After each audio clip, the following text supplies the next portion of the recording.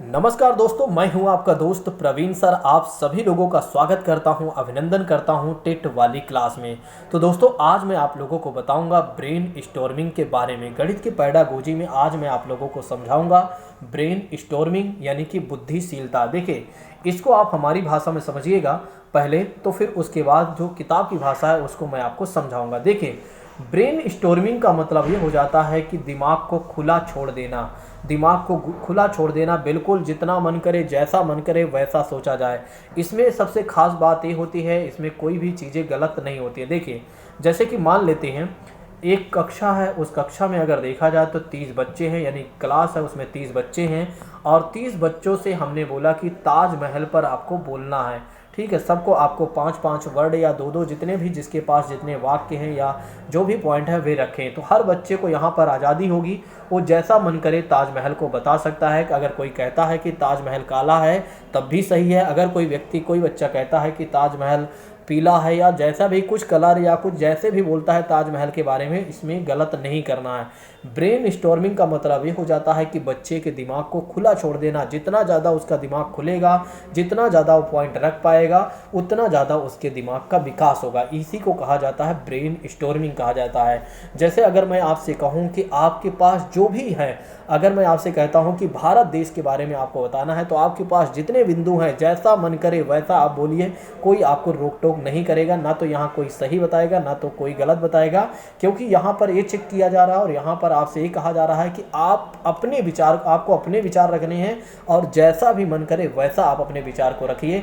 इससे क्या होता है कि आपका जो विकास होगा, आपके जो मस्तिष्क का विकास होगा वो ठीक होगा।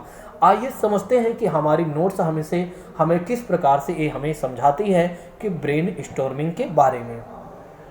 देखिए, कहा जाता है कि ब्रेन स्टॉर्मिंग एक उपयोगी शिक्षण रणनीति है, एक पढ़ाने की एक अच्छी स्ट्रैटेजी है। यह शक्तिशाली रणनीति है और विचार उत्पन्न करती है, समस्याओं के समाधान खोजने में भी मदद करती है। बिल्कुल, अगर देखा जाए तो किसी भी समस्या को समाधान करना है, किसी भी समस्या का समाधान करना है, तो उस समस्या में जितने विचार हैं वे सारे विचार खुले मन से हमें बोलना चाहिए या रखना चाहिए, और कहीं ना कहीं कोई ऐसा विचार आएगा जो उस समस्या को समाधान करने में सहायता कर ही देगा।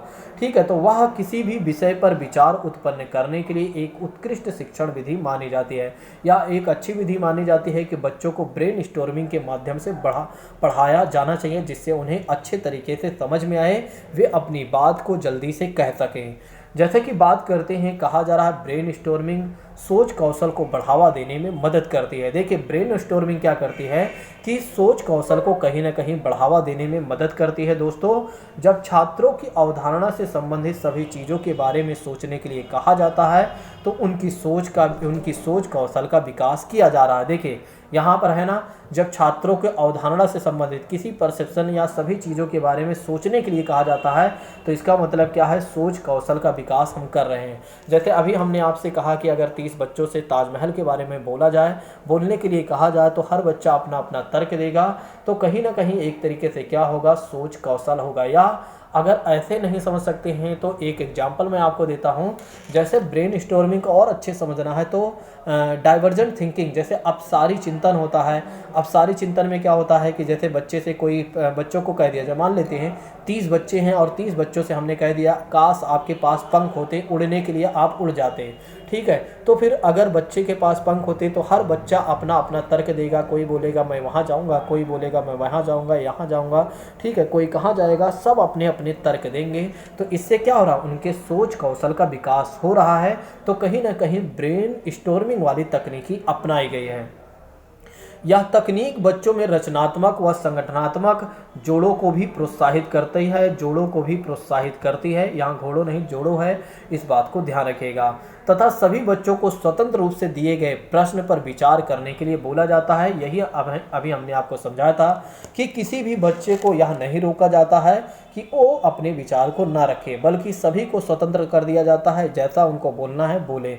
वाद विवाद आयोजित किया जाता है। जरूरी नहीं कि जो विचार समीक्षा बच्चे दे रहे हैं वो सार्थक हो, और अध्यापक ब्लैक बोर्ड पर लिखते हैं।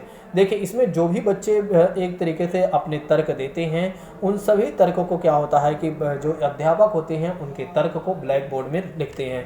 इस प्रकार प्रश्न विचार प्रश्न विचार के माध्यम से हल हो जाते हैं। इस तरह से क्या होता है, किसी भी प्रश्न, किसी भी समस्या का समाधान किया जा सकता है। उसमें फिर जो गलतियाँ होती हैं वो बाद में हटाया जाता है, पहले तो बच्चों के विचार ही लिए जाते हैं।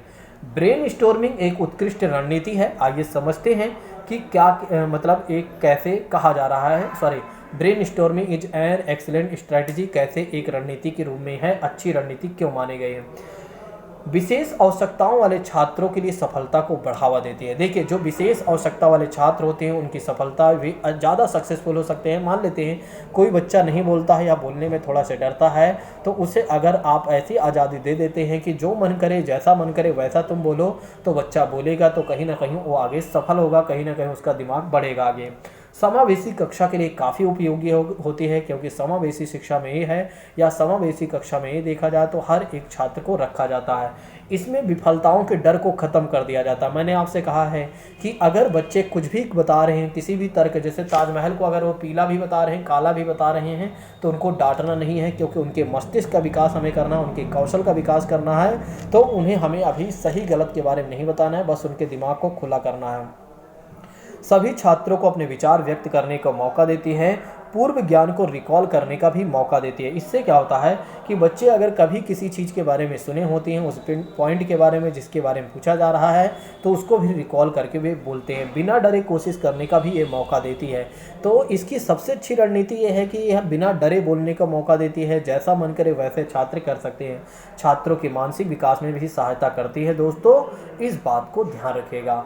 अब बात कर लेते हैं कि ब्रेन स्टॉर्मिंग के समय याद रखने वाली बातें कौन कौन सी हो सकती हैं, यानी things to remember at the time of brainstorming के बारे में आइए समझते हैं।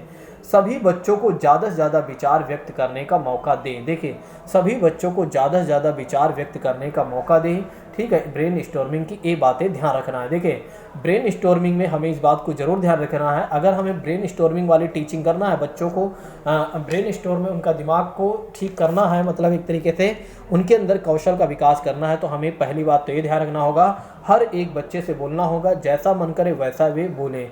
सभी विचारों के, सभी के विचारे को रिकॉर्ड करें। कहने का मतलब ये है कि उसको लिख लें, और प्रस्तुत किए गए किसी भी विचार पर अपना मूल्यांकन ना व्यक्त करें। जैसे मैंने आपको हमने बताया था ना कि अगर बच्चे ताजमहल को काला भी बोल रहे हैं तो उस पर आप अपनी प्रतिक्रिया ना दें। कोई गलत जवाब यहाँ नहीं होता है, कोई भी चीज़ें यहाँ गलत नहीं होती हैं, क्योंकि क्या होता है कि बच्चे जब बोलते हैं तो उन्हें बोलने दिया जाए। अगर आप उन्हें डांटते हैं या बोल देते हैं कि ऐसा नहीं बोलना है, तो फिर वो ब्रेन स्टॉर्मिंग नहीं माने जाएंगे, फिर कहीं ना कहीं उनके लिए समस्या बन जाएगी, और फिर एक तो ब्रेन स्टॉर्मिंग वाली ये पढ़ाई मानी ही नहीं जाएगी।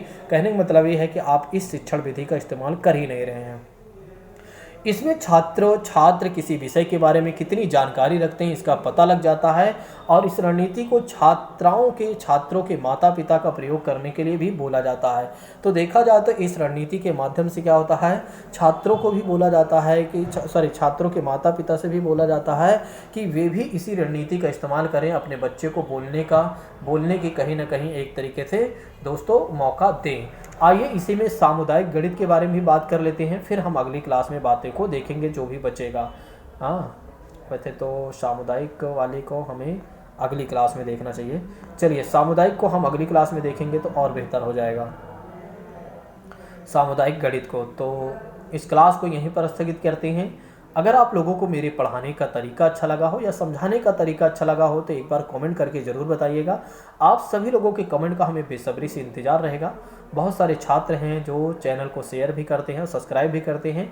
जो लोग भी ऐसा करते हैं उन सभी छात्रों को तहे दिल से धन्यवाद। जो नहीं करते हैं वे करने लगें तो उनको भी मैं तहे दिल से धन्यवाद करता हूँ, अग्रिम उनके लिए बधाई देता हूँ, अग्रिम तहे दिल के धन्यवाद देता हूँ दोस्तों। Thank you so much. जय हिंद दोस्तों, take care all of you.